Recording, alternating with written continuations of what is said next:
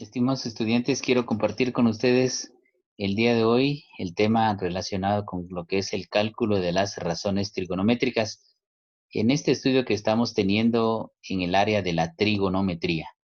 Entonces, vamos a conocer ya pues la aplicación de lo que hemos visto en videos anteriores acerca de lo que son las razones trigonométricas. Muy bien, empecemos ya con este caso en donde vemos que tenemos pues un triángulo rectángulo. Vemos acá que están el ángulo alfa, que es el ángulo de referencia. Y si el ángulo alfa está ubicado en esta posición donde está el vértice A, significa que entonces el cateto opuesto va a ser este lado. Entonces acá tenemos, este sería el cateto opuesto. Y luego acá, pues acá es la hipotenusa, ¿verdad? Es la hipotenusa y acá tendríamos que es el cateto adyacente. Entonces, de esa manera ya tenemos definido y establecido cuáles son los lados y de esa manera entonces ya podremos determinar cuáles son entonces cada uno de de las medidas que tenemos ya para poder aplicar las razones trigonométricas. Entonces, tenemos que el seno es igual a cateto opuesto partido la hipotenusa.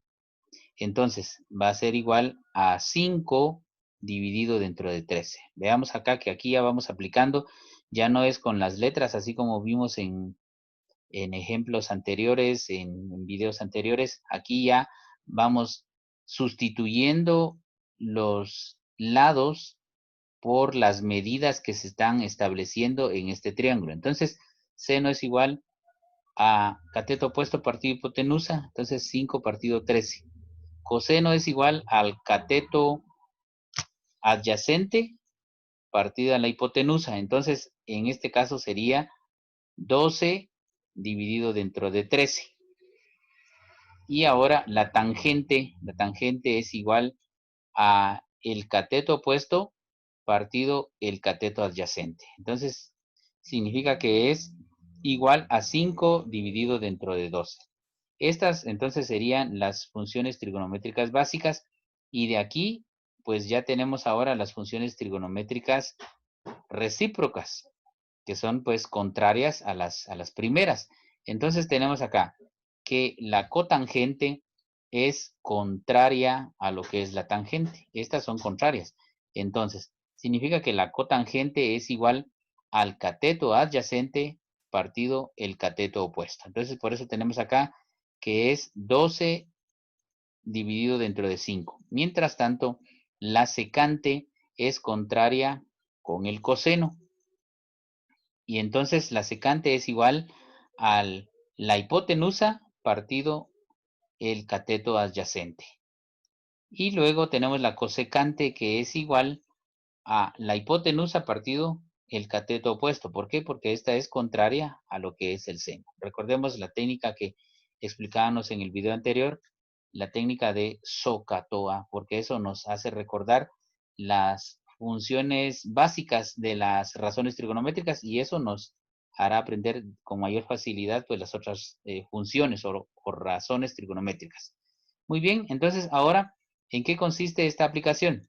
Bueno, después de identificar cada una de las medidas de los lados y establecer dónde está seno, coseno, tangente, cotangente y las otras funciones en relación al ángulo de referencia, entonces ahora lo que nos queda es dividir, porque recordemos que si estamos diciendo que es una razón, entonces una razón geométrica, en este caso, si aplicamos el tema de la aritmética en trigonometría, pues lo resolveríamos dividiendo, comparando por medio de una división o de cociente, es el cociente entre eh, la cantidad de arriba con la cantidad de abajo en cada una de las razones trigonométricas. Entonces, ahora es necesario también que expliquemos que si acá, por ejemplo, nuestro ángulo de referencia fuera C, o sea, gamma, entonces este sería el cateto opuesto y este sería el adyacente. Y todo esto cambiaría. Lo único que no cambiaría sería la hipotenusa.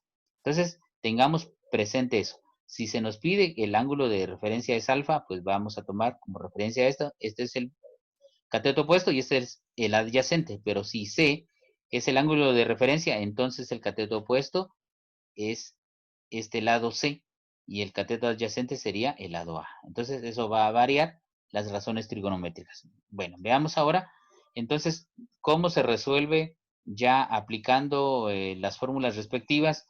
Entonces tenemos que en las razones trigonométricas básicas tendríamos el seno de alfa es igual a 5 partido 13, cateto opuesto partido hipotenusa. Al dividir esto nos da 0.38. Esa sería la respuesta.